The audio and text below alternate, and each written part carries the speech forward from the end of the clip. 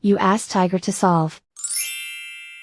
This deals with linear equations with one unknown. The final result is x equals 13.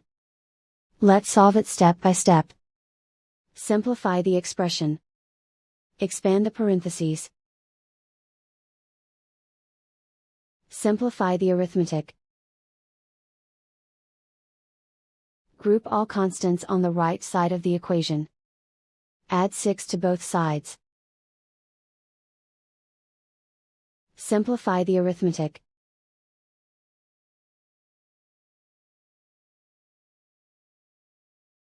Isolate the x.